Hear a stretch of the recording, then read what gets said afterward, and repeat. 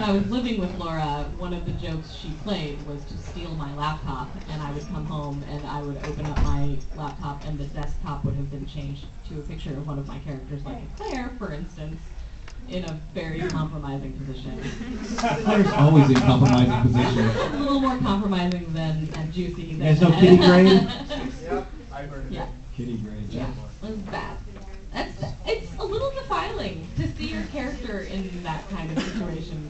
I saw it was a Dragon Ball Z book that was put together by the Dragon Ball Z actors, I'm not actors, animators, after Akira Toriyama quit. It was kind of like their way of like saying to him. Oh, really? And what it was porn. Like all of these characters in porn.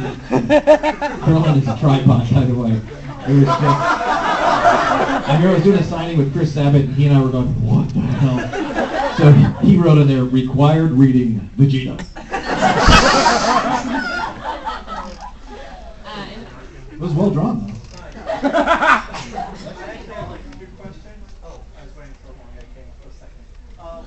Have you sung Usopp's Sozin King song yet? Yes, we call it the Sniper King, though. That's what the Japanese finally decided to go with the English version. But yeah, you can actually YouTube it. That's the funniest thing ever. And my second question is, do you watch the animes that you're like gonna dub? That you're gonna dub? Like, do you like keep up with One Piece? Like, are you on like 600? You're trying to keep up with One Piece. You couldn't hold down a job. I recently started watching like One Piece and like some of the latest DVDs, and only because Mike said, you haven't watched them yet? So I watched them. This is actually really good. I like this show. It's my favorite show now. And favorite anime. You can't keep up with all the anime that we watch, though. I mean, that's just not feasible. But as a director and producer, I would always watch everything that I was taught to direct or produce. Well, but it's as an kinda like actor, we rarely do. Yeah, it's kind of like if you work in a pizza parlor. You know, you don't want to go home and eat pizza. You don't even want to see a pepperoni. And my question's for Colleen. I was just curious, when you guys were doing Borderlands 2, was there ever any fallout, like from the other offices, like with the whole Duke Nukem Forever and Aliens debacle? Did any of that kind of spill over? Like, why was it a debacle? Because of what happened with those two games?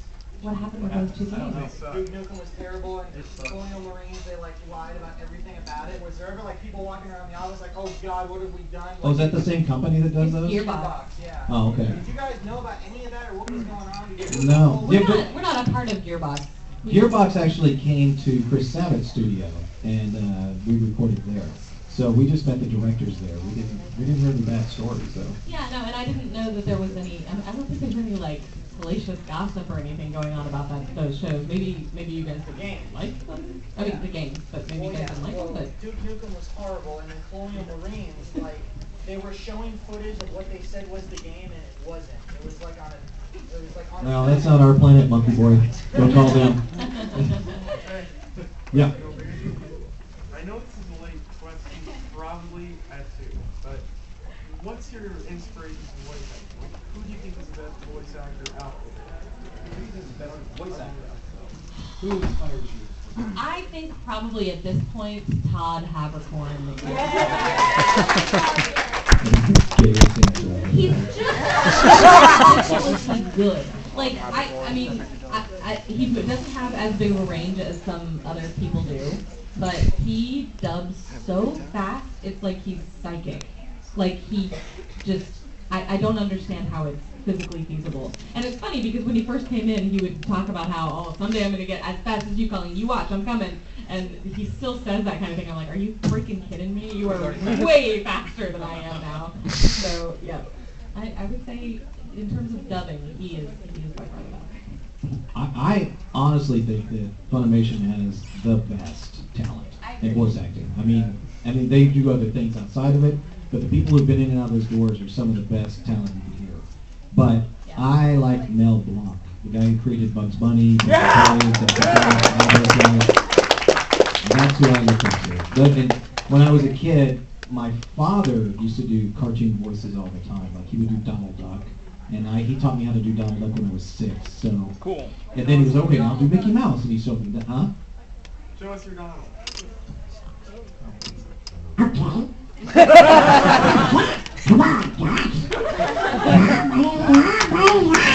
guys.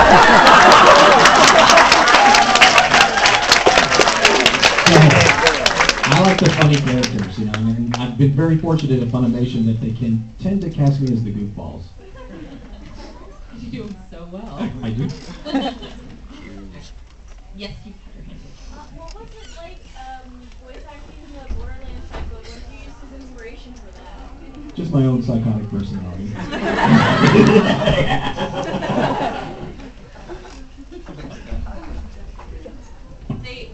One thing to note on video games like that, we get a picture of what the character is going to look like, and then we get the lines, and that's it. So it's a lot more freeing. We get to come up with the voice, rather than having a voice dictated already by the Japanese original and trying to stick close to that. We get to have a little bit more freedom.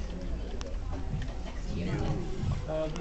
Along the same lines, I want to hear your top 5 favorite quotes from the Psycho.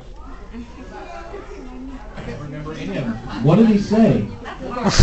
The top 5. Because I also played other characters in that too, and I can't remember any of the lines. I was like one of the loaders that becomes a jukebox at the end, you know, when you finish the cycle.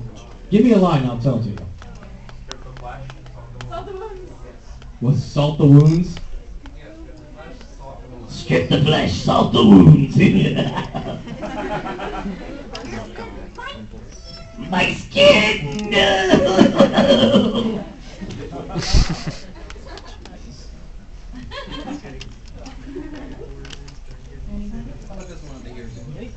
Yes. I have 2 questions for Colleen and one for...